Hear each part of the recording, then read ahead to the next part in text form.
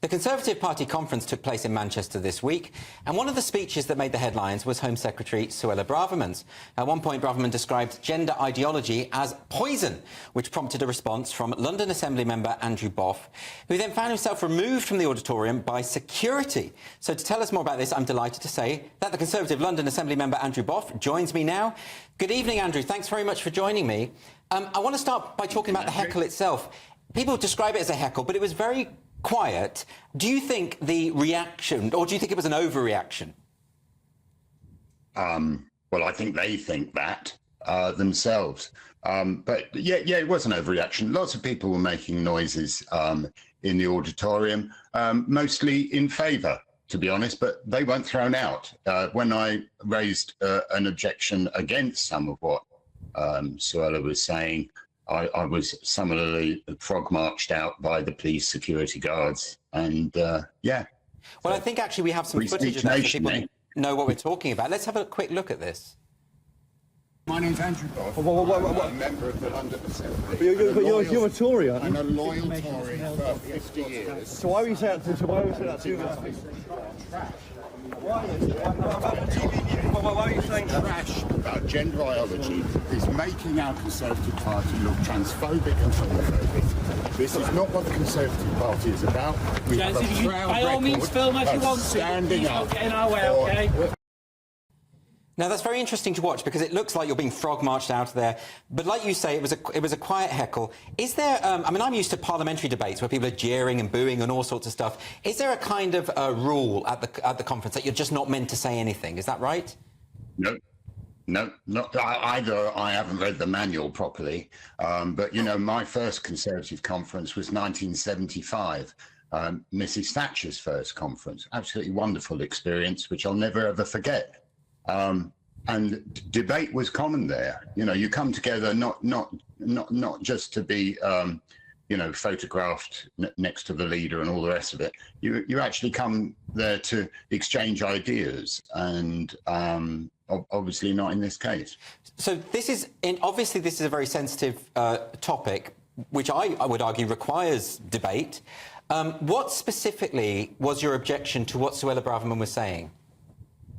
Well, it wasn't just on the gender ideology issue. There was a general feeding frenzy, as far as I could see, against vulnerable people, asylum seekers, for example, the majority of whom who come to this country are actually judged to be quite entitled to be here, fleeing persecution. Then she went on to trash the human rights that we've been building up in this country for, well, since Magna Carta, really, you know, Bill of Rights, habeas corpus, but all of that was dismissed as luxury beliefs. And then she moved on to the subject of gender ideology. Now, nobody's ever explained to me what gender ideology is, but what I do know, it's a term that's used by people who don't much like trans people in order to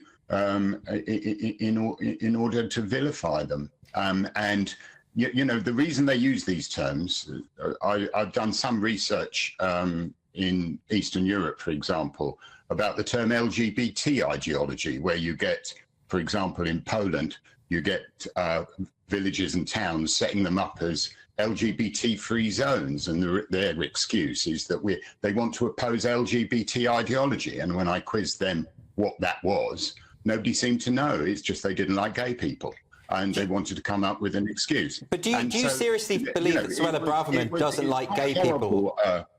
I beg your pardon? Sorry.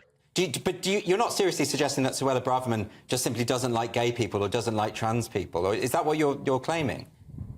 I believe the words that were probably written for her, well, I hope they were written for her, not that she doesn't believe them, were written by somebody who'd done a quick browse of psephological prejudices. And thought, well, we'll get a clap for that, won't we? Because these people are slightly different from us, and therefore they must be the problem. And that's not my Conservative Party. It never has been since I've been, a member at a very young age. But can I ask you, Andrew, so when it comes to what Suella Braverman refers to as gender ideology or gender identity ideology, she's talking about very specific concerns that individuals have about the erosions of women's rights and their spaces.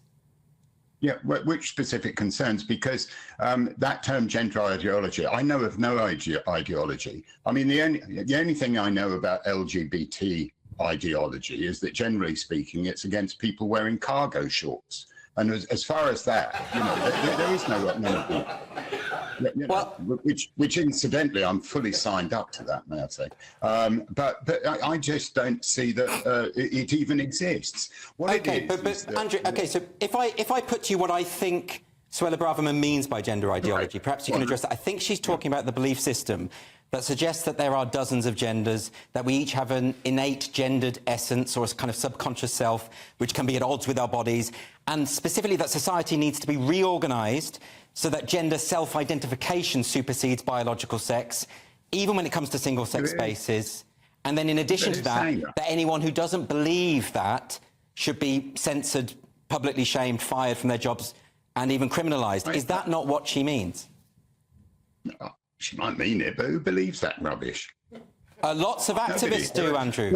And I can send you all sorts of documents and training manuals from people who believe specifically that. And this is why women are worried about their single-sex spaces. Do you accept, for instance, give you a specific example. Jenny Watson, I had on my show, a lesbian who set up a lesbian speed dating night. I had her on the show because activists were insisting that biological males should be able to attend that lesbian dating event, and she was inundated with threats. Someone sent her a noose, or an image of a noose.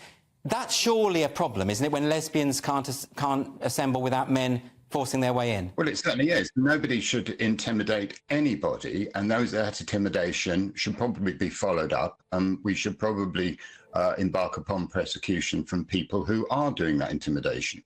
But one of the things that I don't know that specific case, but of course the 2010 Equalities Act fully allows you to set up a space that's based upon assigned gender, assigned sex of birth. Fully entitles you to do that as long as it's proportionate. It always has been. It's never a problem. Why is it a problem now? Well, I think it's a problem now because I think actually we're trying to mask some other more inherent problems. I don't know why. You know, we've had transgender people in this country forever. One of our greatest travel writers, Jan Morris, she transitioned in the 60s.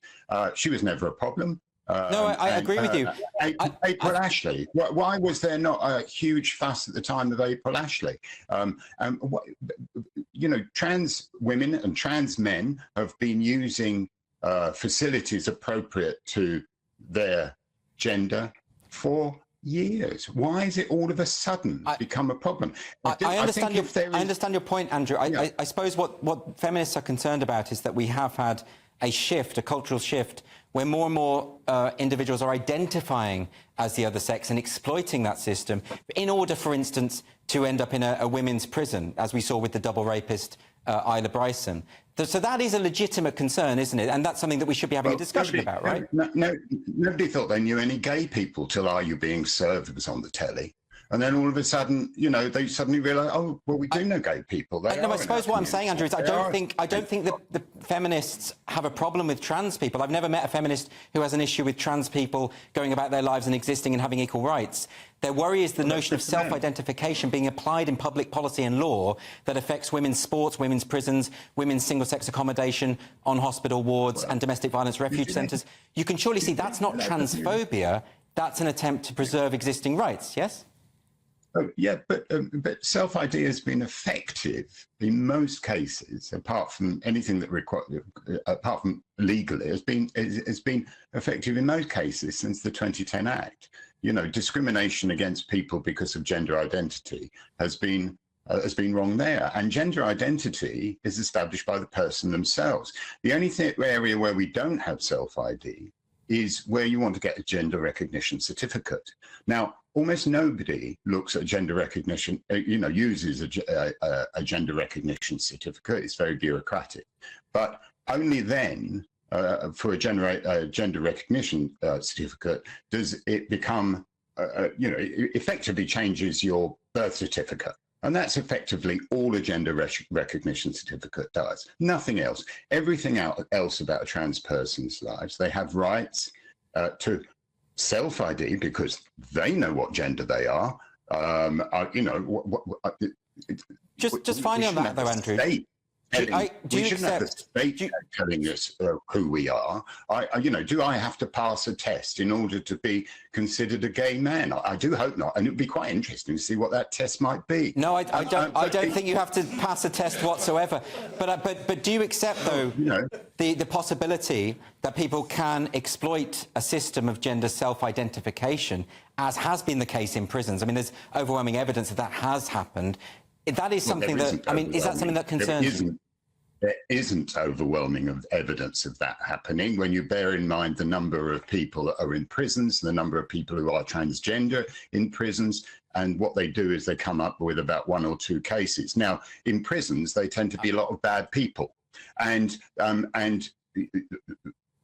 so it is the duty of those prison authorities to keep people safe, and that's a failure of those prison authorities keeping people safe. I think, Andrew, with respect, it is a lot more than just a 1 or 2 cases.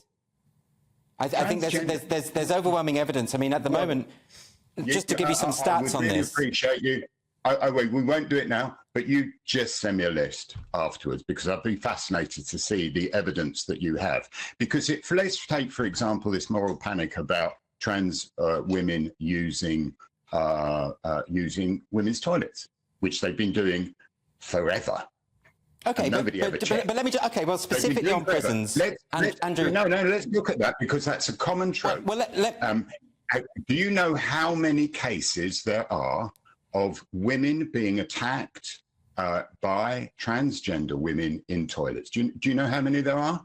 I do know that the research has shown that attacks in unisex toilets are much more common than in single-sex toilets. No, that's not the question I asked. You can answer another question. The question I asked was, in women's toilets, how many people have been attacked by trans women? I don't think that's the point.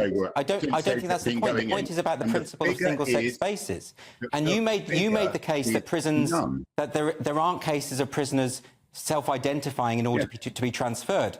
So I would ask you to explain, Andrew, why it is. Let's give the stats. 1 in every 250,000 women in this country are convicted sex offenders. 1 in every 2,500 men are convicted sex offenders. And 1 in every 585 trans women, males who identify as female, are sex offenders. So is it the case that they are exploiting a system of self-identification, or the only other alternative is it your contention that trans people are just 5 times more likely to be sexual predators? But it's got to be one or the other. What we do, no, they aren't. And what we do know, however, is that trans people are much more likely to be victims of crime. In fact, last year, we don't know that. The Home Office. Those statistics are not confirmed at all. Andrew, we could go on for ages, and I suspect we're going to return to this, but unfortunately we're out of time. But please do come back on the show. I would love to continue this conversation with you. I think it's really important. You want to stop me, and you call this a free speech nation. Yeah, but we also have timings and ad breaks and things like that, Andrew. I'm afraid we do have a schedule to adhere to. Okay.